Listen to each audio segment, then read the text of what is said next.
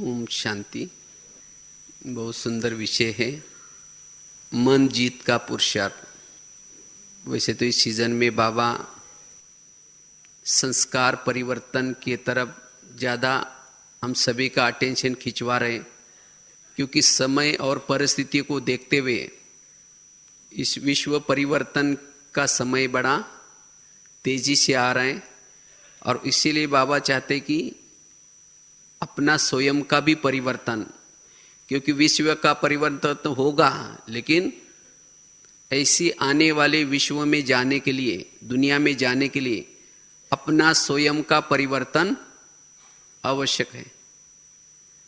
हम सेवा तो बहुत कर रहे हैं, पुरुषार्थ भी करते हैं, लेकिन स्वयं के संस्कार परिवर्तन का पुरुषार्थ।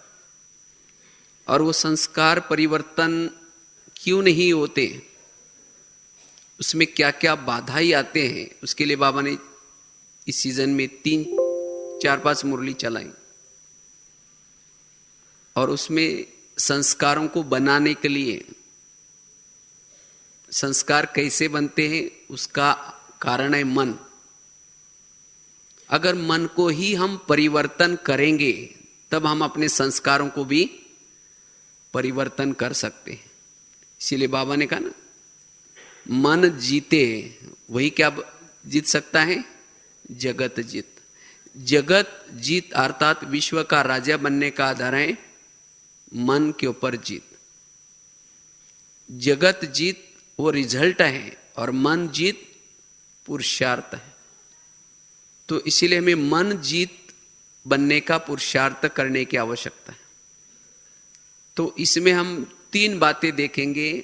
एक तो अगर हम मन के ऊपर जीत प्राप्त करते हैं तो हमें क्या क्या जीवन में फायदा होगा, क्योंकि जब फायदा पता चलेगा तो पुरुषार्थ भी कर सकेंगे।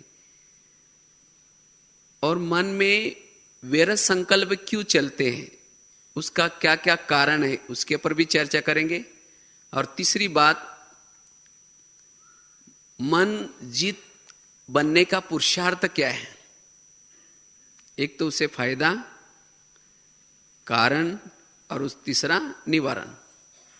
तो सबसे पहले अगर हम ये मन को जीत लेते हैं, मन जीत बनते हैं, तो हमारे जीवन में, हमारे पुरुषार्थ में क्या क्या फायदा होगा। तो सबसे पहला फायदा है जीवन मुक्त। अगर हमें संगम युग का आनंद लेना है, बेफिक्र बादशाह बनना है, इसलिए मन को जीतने की आवश्यकता है। क्योंकि मन के व्यर्थ संकल्प हमें बंधन में बांधता है। आज हर आत्मा को, ब्राह्मण आत्मा को भी अलग अलग प्रकार के बंधन है, और ये बंधन जिसके जीवन में है उसको दुख की फीलिंग होती है। ब्राह्मण बनने के बाद, इतना श्रेष्ठ जीवन होने के बाद, अगर हमारे संकल्प चलते हैं, निगेटिव संकल्प चलते हैं, तो हम मुक्त स्थिति का अनुभव नहीं कर पाएंगे। तो इसलिए अगर जीवन मुक्त स्थिति का मजा लेने के लिए, अनुभव करने के लिए, यह मन जीत स्थिति आवश्यक है। क्योंकि जब मन में संकल्प चलते हैं तो भावनाएं खराब हो जाते हैं, संबंध खराब हो जाता है, वातावरण खराब हो जाता है, दृष्टिकोण खराब हो जाता है, कई बातें हो जाते हैं। तो इसलिए अगर हमें जीवन मुक्त स्थिति में रहना है तो मन जीत का पुरुषार्थ आवश्यक है। दूसरी बात है, अगर हम मन जीत बनेंगे तो आज हमारे योग में जो विभिन्न प्रकार के विघ्न आते हैं, आज कई भाई बहनों का ये योग की बहुत समस्या है। कहते योग लगता ही नहीं है, योग में जब बैठते हैं तो मन एकाग्र होता ही नहीं है। योग में बैठते हैं, चाहते हैं परमधाम में जाए, लेकिन पता नहीं क्या हो जाता है, कुछ समय के बाद मन भटकना शुरू हो जाता है। जो सदा योगी बनना चाहते हैं वो नहीं बन पाते। कभी कभी योग अच्छा लगता है और कभी कभी नहीं लगता। तो ये जो हमारी योग की जो विभिन्न प्रकार की समस्याएं हैं वो खत्म हो जाएगी, सदा योगी बनेंगे। क्योंकि मन और बुद्धि योग में बाबा के पास जब जाती है तब उससे हमारे आत्मा में एनर्जी आते हैं, शक्ति आते हैं, और जिससे हम आत्मा अनुभूति निरंतर कर लेते हैं। अगर मुझे निरंतर आत्मा अनुभूति करनी है तो ये मन जीत की स्थिति आवश्यक है। मन को जहां ऑर्डर किया, जहां उसको कहा, जो सोचने के लिए कहा वही सोचे। अगर ये स्थिति है तो हम योग का बहुत अच्छा आनंद ले सकते हैं, निरंतर आत्मा अनुभूति कर सकते हैं। तो इसलिए अगर हम मन जीत बनते हैं तो योग के जो प्रॉब्लम्स है वो हमारे सब खत्म हो गए।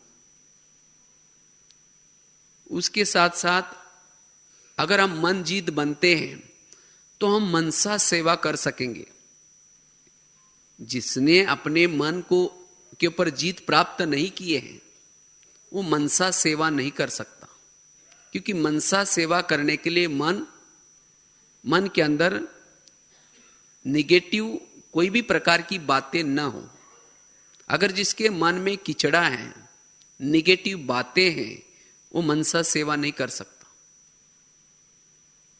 तो मनसा सेवा करने के लिए मनजित स्थिति आवश्यक है। इसके साथ साथ हम अपने जीवन में कुछ सफलता चाहते हैं, मैं जो सोचता हूं वही हो जाए। अनेक प्रकार की हम सफलता चाहते हैं, चाहे सेवाओं की सफलता, चाहे धारणाओं की सफलता। अगर सफल बनना है तो मन जिस स्थिति चाहिए, क्योंकि मन जितना हमारा पॉजिटिव रहता है, जितना सकारात्मक सोचता है, उतना मन शक्तिशाली बनता है। और शक्तिशाली मन जो सोचता है वही होता है। आज हम सोचते कुछ और है और होता ही नहीं है, और इसीलिए मन और अशांत होता है। कहते मैं तो ये सोचती हूं, मैं ये सोचता हूं, पता नहीं होता ही नहीं है। क्यों? मन जिस स्थिति नहीं है। जब हमारी मन जिस स्थिति रहेगी तब हम जो सोचेंगे वो सिद्ध होगा।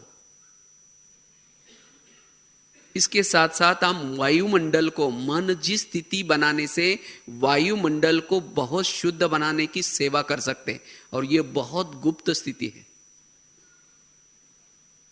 वायुमंडल और वायुमंडल का प्रभाव आत्माओं के ऊपर पड़ता है। घर का वायुमंडल, सेंटर का वायुमंडल, जिस स्थान पर रहते हैं, जिस ऑफिस में जाते हैं, वायुमंडल शुद्ध। और जब तक वायुमंडल शुद्ध नहीं होगा तब तक देवताएं धरती पर कैसी आएगी। तो वायुमंडल बनाने की सेवा करने के लिए मन जित स्थिति चाहिए। जितनी मन जित स्थिति है उतना हम वायुमंडल बनाने की सेवा कर सकते हैं। इसके साथ साथ जब हम मन जीत बनते हैं तब हमारे अंदर एकाग्रता आती है, और एकाग्रता योग का आधार है। और जब हमारे अंदर एकाग्रता आती है तो अंतर्मुखी बनने की अवस्था बनी रहती है। अंतर्मुखी अर्थात अपने आप को ही देखना। और जब हमारी मन जी स्थिति होती है तब हम कर्म योगी बन सकेंगे। अगर हमें कर्म योगी बनना है, कर्मों में योग लगाना है, तो मन जित स्थिति आवश्यक है। मन जित स्थिति के बिना हम कर्म योगी नहीं बन सकते। नहीं तो होता क्या है, हम कर्म करते हैं लेकिन विचार कुछ और चलते हैं, और जिसके कारण योग का अनुभव नहीं होता। इसलिए कर्म योगी बनने के लिए मन जित स्थिति आवश्यक है। और जब हम मन जित बनेंगे तब हमारे किसी के भी अवगुणों के पर नजर नहीं जाएगी। हम चाहते नहीं, हमारी आत्मा नहीं चाहती कि इसके अवगुण देखे, तो भी मन क्या करता है, पुराने व्यवहारों को याद करता है, पुरानी बातों को याद करता है और कहता है कि इसने ऐसा किया, ये बहुत खराब है, ये ऐसा है, ये ऐसा है। अवगुण कौन देखता है? मन देखता है। और फिर आत्मा को फीलिंग होता है कि मेरा टाइम वेस्ट हो गया, संकल्प का खजाना व्यर्थ चला जाता है, समय चला जाता है। क्यों? मन जित स्थिति नहीं है। अगर जब हमारी मन जित स्थिति होगी तब हमारे पुराने संस्कारों को हम रिपीट होने नहीं देंगे। पुराने संस्कार बार बार रिपीट क्यों होते हैं? क्योंकि मन जीत स्थिति नहीं है। अगर हम मन के ऊपर जीत प्राप्त करेंगे तो पुराने संस्कार रिपीट नहीं होंगे।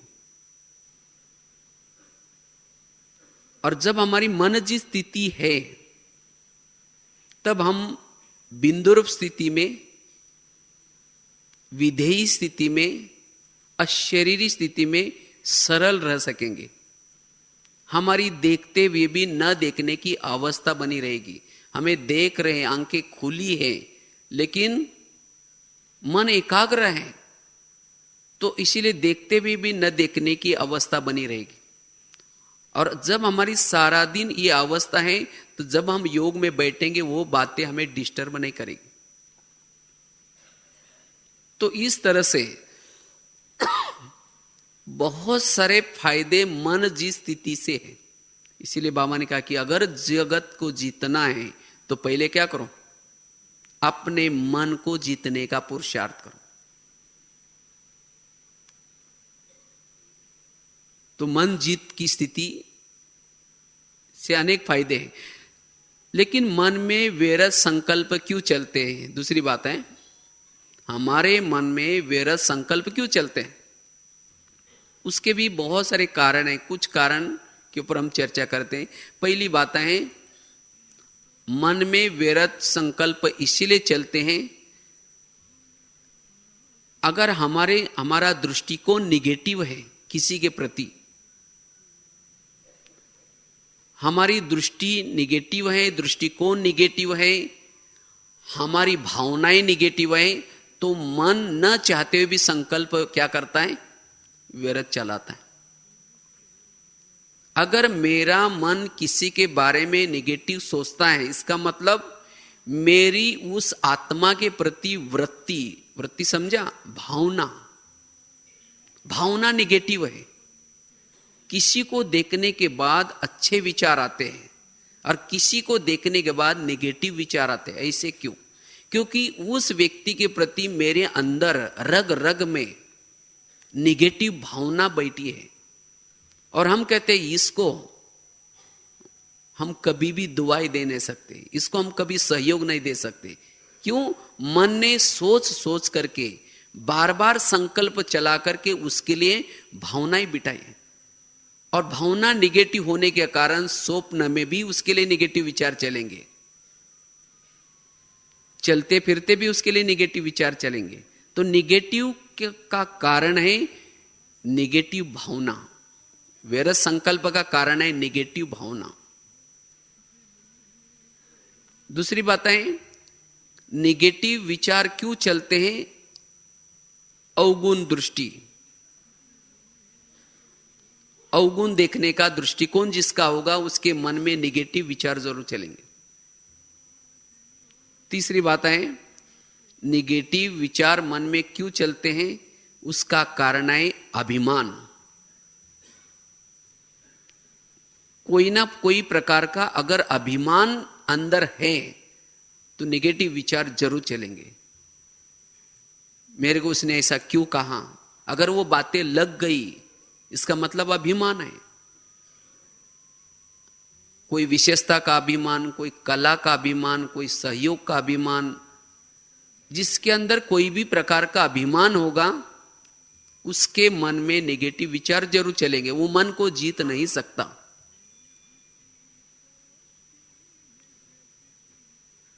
उसके साथ साथ नेगेटिव विचार क्यों चलते हैं?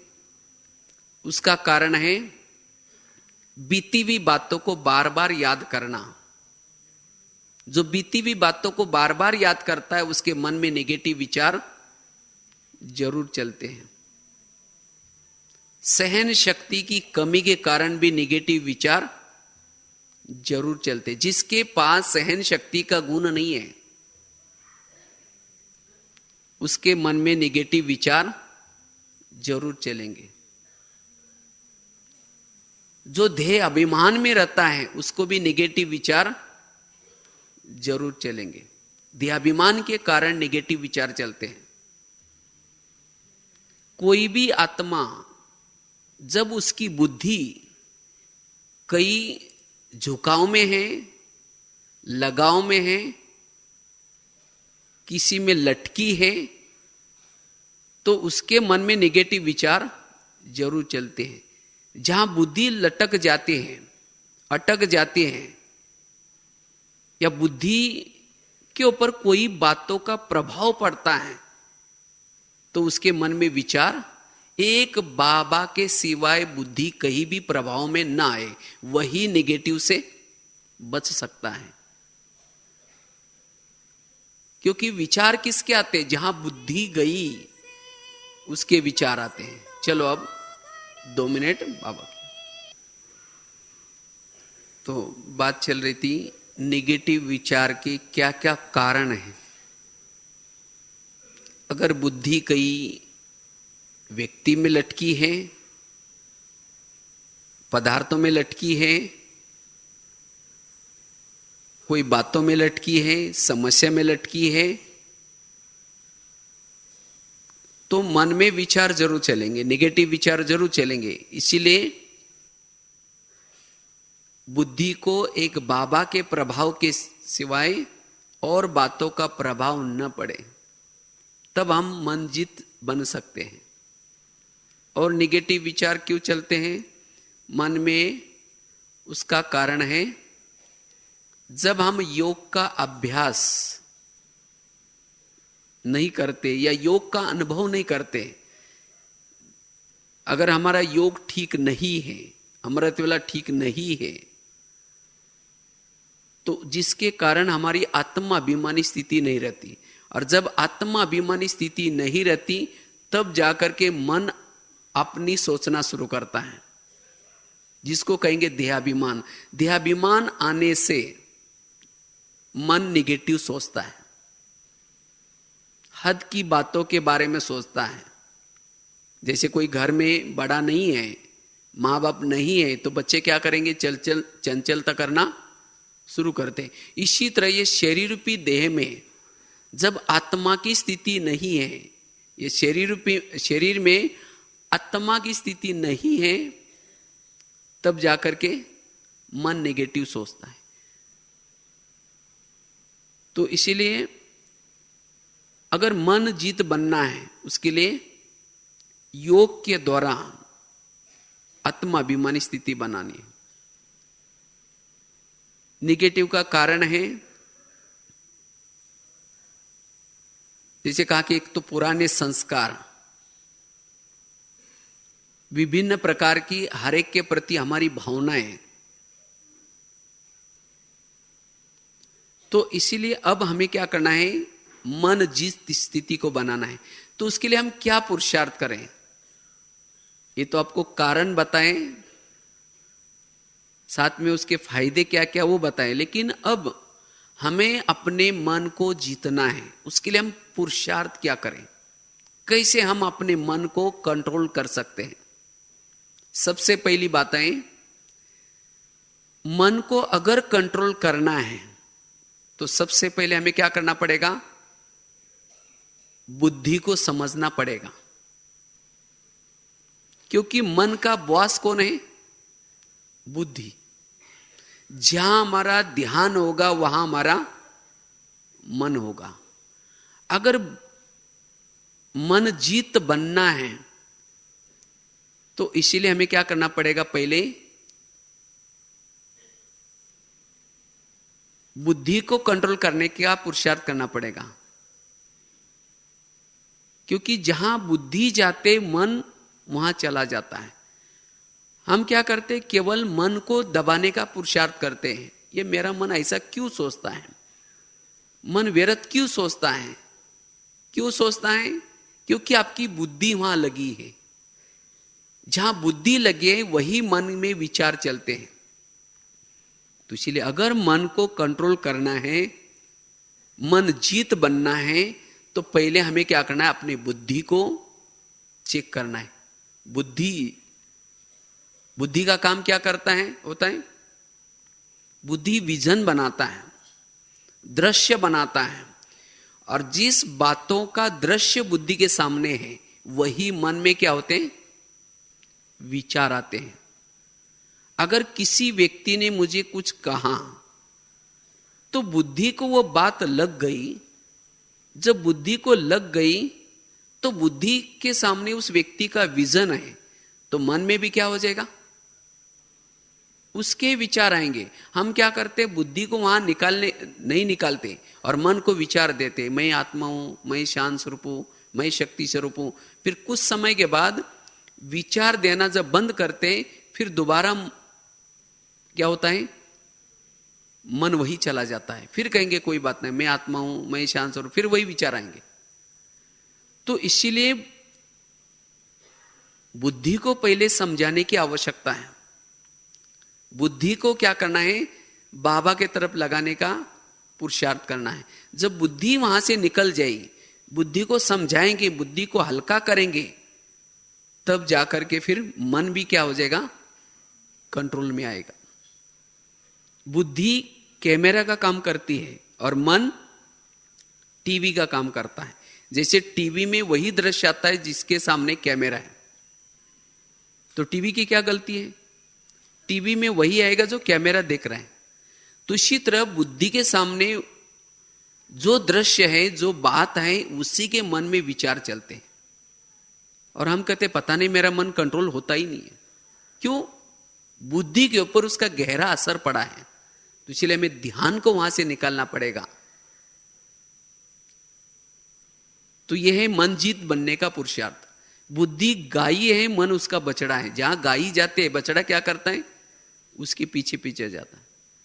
हम योग में बैठते हैं और क्या करते हैं, मन को ऊपर भेजने की कोशिश करते हैं, जाओ मन परम धाम में जाओ। बुद्धि रूपी गाय यहां ही है, बुद्धि यहां ही है, और मन को भेजने का प्रयत्न कर रहे हैं। मन कैसा जाएगा? इसीलिए अगर मन को व्यर्थ से बचाना है तो क्या करना पड़ेगा, पहले बुद्धि को लगाना पड़ेगा, बुद्धि को समझना पड़ेगा। बुद्धि जिसको कहते हैं विवेक। अगर बुद्धि हमारी समझ जाए, विवेक हमारा जागृत हो, तो मन के विचार पॉजिटिव बन सकते हैं। अगर कोई भी बात के मन में विचार है, निगेटिव आ रहे हैं, तो अपने बुद्धि को समझाना है, हे बुद्धि देखो ये कितना प्राप्तियों का समय है, तुम उस बात के दृश्य क्यों बनाए हैं, तुम बाबा के पास जाओ। तो इस तरह से बुद्धि अगर हमारी समझ जाए तो हम मन को कंट्रोल कर सकते हैं। यह है पहली बात। तो ये पुरुषार्थ हमें करना है। बुद्धि को क्या करना है, कोई भी बातों के प्रभाव में नहीं रखना है। चाहे कोई विकारों के वश होती है तो बुद्धि को बार बार समझाना है। अगर हम उस विकारों के वश होंगे तो हे बुद्धि देखो तुमने जन्म जन्मांतर उस विकारों के प्रभाव में जाकर के मेरे सिर के ऊपर ताज था उसको गवा दिया, मेरे पास सोने के महल थे उसको गवा दिया, और मुझे कहां रावण के कोठरी में लाकर के डाल दिया। तो इसीलिए हे बुद्धि अब देखो संगम युग चल रहा है, शिव बाबा आया है, कितनी प्राप्तियां करा रहा है।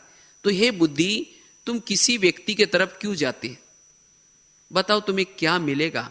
और मैंने तो तुम्हें योग्य समझा है, मैंने तुम्हें योग्य समझा और मैंने तुम्हें अपना मंत्री बनाया, और मैं तो समझा कि तुम मुझे अच्छाई की तरफ लेके जाएंगे। लेकिन मैंने तो तुम्हें अपना राज्य दे करके निश्चिंत हो गया, और तुमने गलत निर्णय करके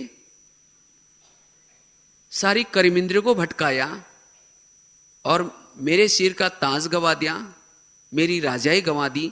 तो इसलिए हे बुद्धि तुम क्यों नहीं समझती?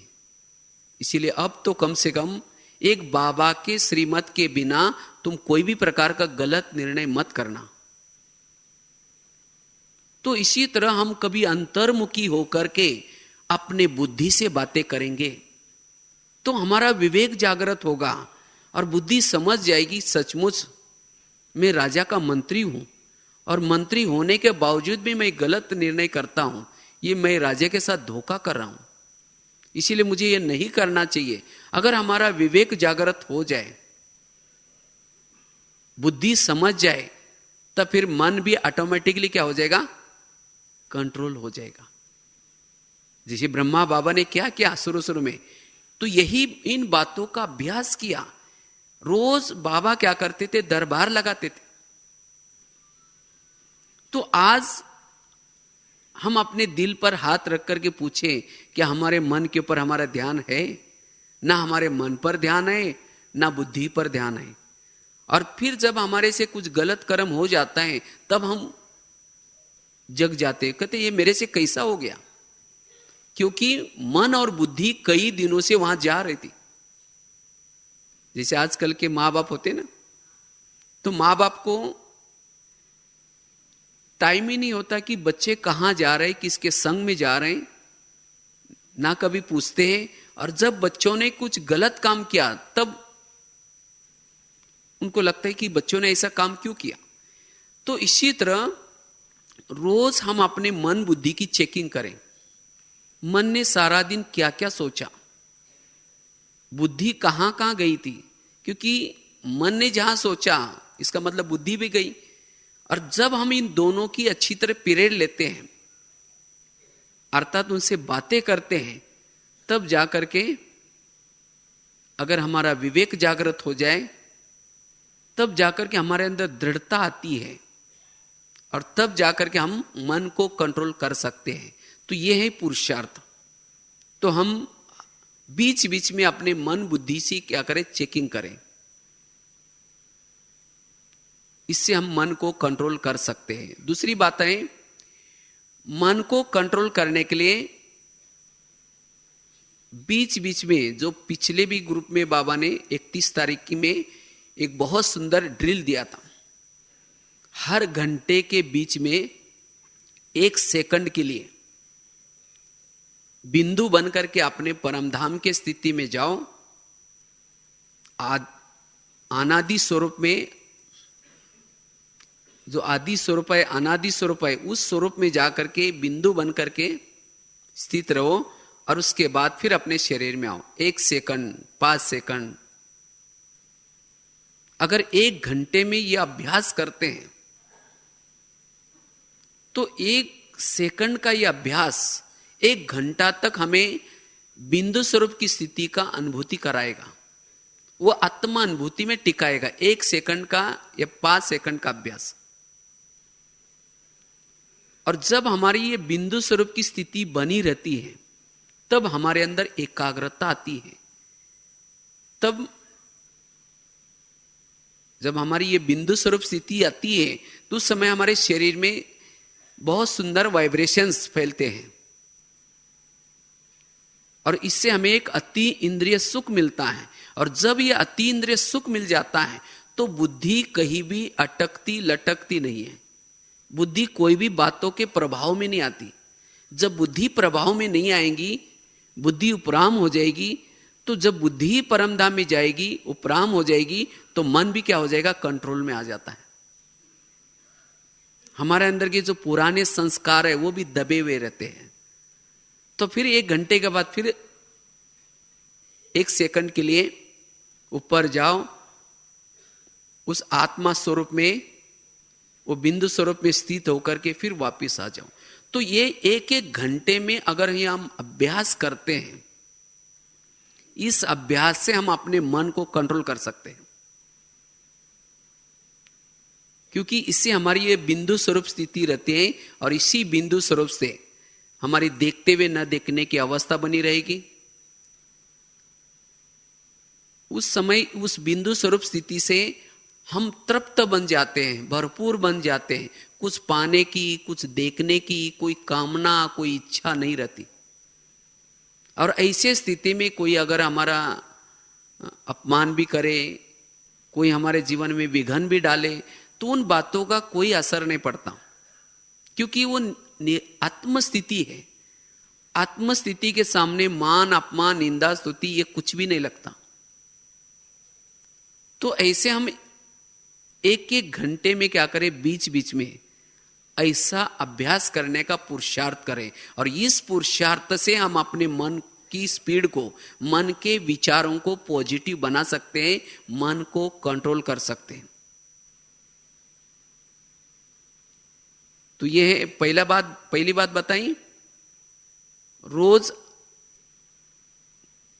अपने मन की और बुद्धि की चेकिंग करें,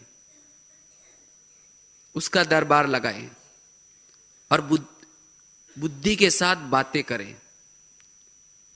और जब बुद्धि के साथ बातें करेंगे तो मन कंट्रोल हो सकता है।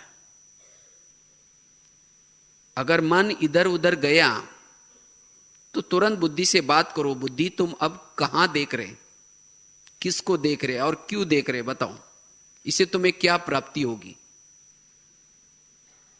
जब हम बुद्धि के ऊपर ऐसी नजर रखेंगे तब धीरे धीरे मन भी क्या हो जाएगा, कंट्रोल में आएगा। दूसरी बात बताई,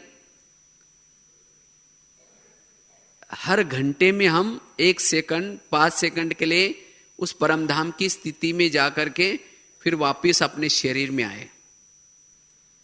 इससे भी हम अपने मन को कंट्रोल कर सकते हैं। तीसरी बात है, मन को कंट्रोल करने के लिए निरहंकारी स्थिति आवश्यक है। अगर हमारी निरहंकारी स्थिति है, अभिमान से मुक्त स्थिति है, तब यह मन को कंट्रोल कर सकते हैं। इसीलिए बाबा ने कहा ना, कराने वाला कौन है, करण करावनहार बाबा है। कुछ भी कार्य होता है, कुछ भी सेवा होती है, बाबा ने कराया, बाबा कराता है। अगर ये हमारी स्थिति है तब हम अपने मन को कंट्रोल कर सकते हैं। अगर अभिमान होगा तो अभिमान वालों को उसके संकल्प नेगेटिव भी चलते हैं और फास्ट चलते हैं। तो मन में नेगेटिव चलने का कारण है अभिमान। इस अभिमान से हमें क्या करना है, मुक्त बनने का पुरुषार्थ करना है। तो मेरे अंदर अभिमान है या नहीं है, उसकी चेकिंग क्या है।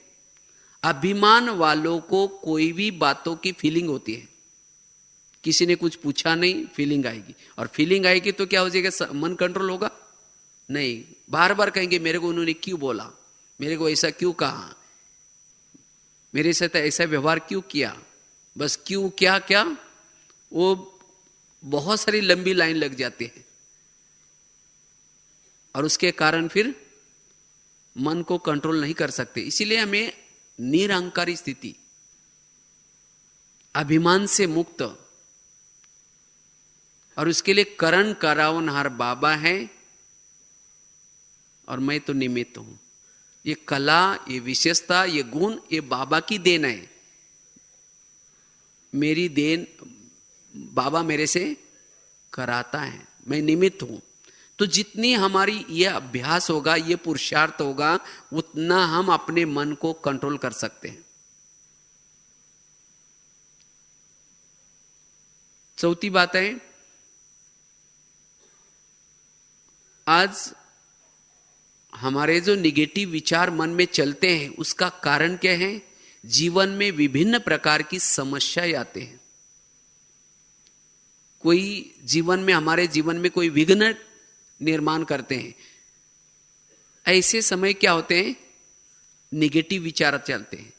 तो इसके लिए हमारे जीवन में विघ्न आए, समस्या आए, तो भी मेरे मन में निगेटिव विचार न चले, उसके लिए कर्मों की गुह्य गति का ज्ञान बुद्धि में रखने की आवश्यकता है।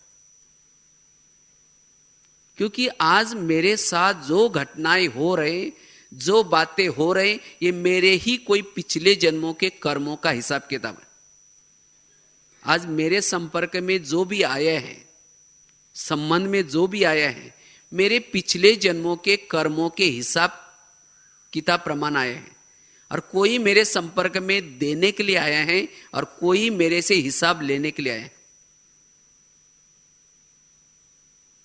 अगर मेरे साथ कोई कड़वा व्यवहार करता है तो जरूर मैंने भी कभी उसके साथ किया होगा, इसीलिए मेरा अब सुख तो हो रहा है। जितनी हमारा ये पुरुषार्थ होगा, इस बात को हम पक्का करेंगे, तब हमारे कोई भी विपरीत परिस्थिति में, कोई भी विपरीत घटनाओं में संकल्प नहीं चलेंगे। इसीलिए बाबा ने ड्रामा का ज्ञान क्यों दिया? ड्रामा का ज्ञान, कर्मों का ज्ञान। तो इस ज्ञान के आधार से हम अपने मन को कंट्रोल कर सकते हैं।